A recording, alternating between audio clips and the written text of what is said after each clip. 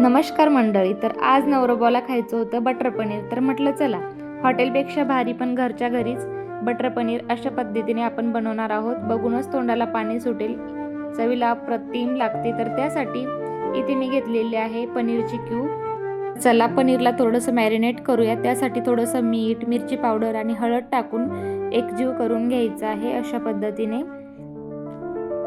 तर चला पॅन सुद्धा गरम झालेला आहे. आता त्यावरती थोडंसं बटर टाकून बटर मेल्ट झाल्यानंतर त्यावरती आपल्याला पनीर टाकून घ्यायचं आहे. पनीर थोडंसं फ्राय करून घ्यायचं आहे.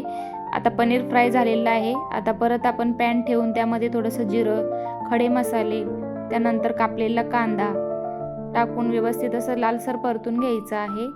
लालसर परतून झाल्यानंतर आपल्याला त्यामध्ये थोडंसं आलं, लसूण टाकून थोडेसे काजू आणि तसेच टमाटर टाकून एकजीव करून घ्यायचं आहे. 5 मिनिटे परतून झाल्यानंतर मिश्रण थंड झाल्यानंतर आपल्याला मिक्सरला याला बारीक करून घ्यायचं आहे अशा पद्धतीने.